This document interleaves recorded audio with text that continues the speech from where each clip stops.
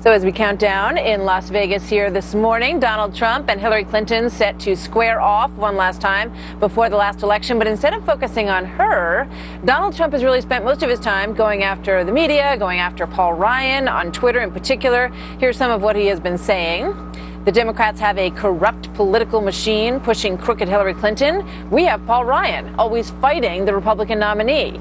And this, Paul Ryan, a man who doesn't know how to win, including failed run 4 years ago, referring to the Mitt Romney campaign, must start focusing on the budget, military, vets, etc. AG Delgado is senior advisor to the Trump-Pence campaign, and she joins us now. AG, good morning. Good to have you with us today. Thank you. Why is he wasting so much time going back and forth with Paul Ryan?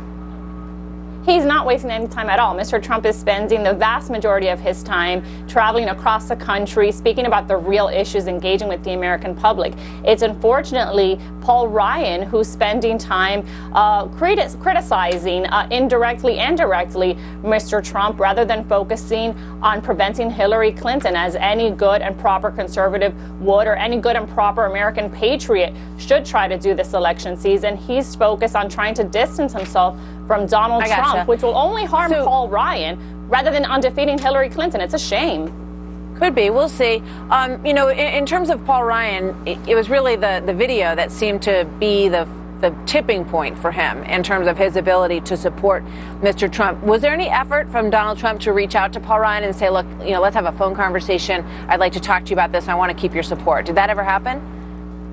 I wouldn't be able to speak to that as to whether there was, but it would be unfortunate if a tape from 11 years ago where Mr. Trump spoke using hyperbole would be what dictates Paul Ryan's view on this election, which will dictate really the future of the country, whether that could sway his position on supporting Donald Trump or not. You know, I should point out Paul Ryan hasn't formally revoked his endorsement, and I do applaud that, but the fact that he's not willing to campaign with Mr. Trump against Hillary Clinton, despite what we've seen in WikiLeaks, despite what we know about her record and her disastrous plans for this country, it will come back to haunt Paul Ryan. He's somebody who's popular in Wisconsin, but not popular nationwide. And should he ever try to push legislation or aspire to higher national office once again, the Trump supporters will remember this. So I don't think this will work out well for Paul Ryan if he continues to try to distance himself. You know, it seems that, though, when Mr. Trump gets sort of into this spiral of going after people on Twitter, it's very distracting to the issues of his campaign. Is there sort of a 21-day effort underway to turn this thing around? Because the polls are not looking great, and judging from everything that his campaign is saying about how rigged it is, it does give you the feeling that they're pretty concerned, too. Well, what you call a spiral, I call a man simply defending himself against false smears, just as any person would do in that position. So but I'm just pointing out let me just clarify myself then. I'm merely pointing out that when those episodes happen and continue, his numbers don't go up. And when he stays away from that stuff and stays focused on things like the border, ISIS, improving our position in the world, making America great again, that's when his numbers tend to get better.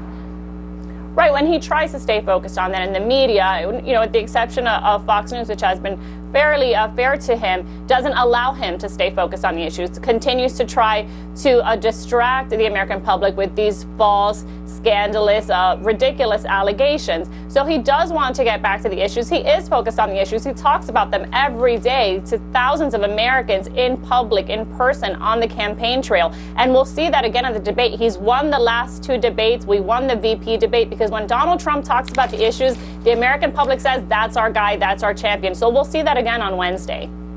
All right, let's just take a look at one more of these tweets that he put out, because there's been a lot of them in the past 24, 48 hours. He says, I can't believe these totally phony stories, not funny, phony, 100% made up by women, many already proven false and pushed big time by the press, have impact. So he's acknowledging the fact that these women coming out one after the other, pretty much at least one a day, have damaged him.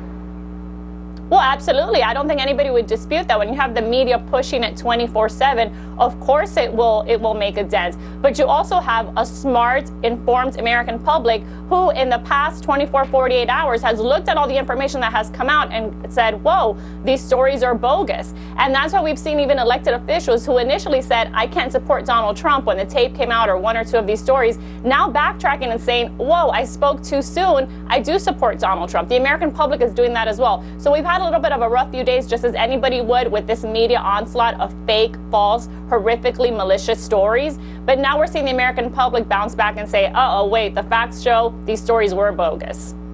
All right, we will see. AG Delgado, thank you very much. Good to have you with us. Thank you.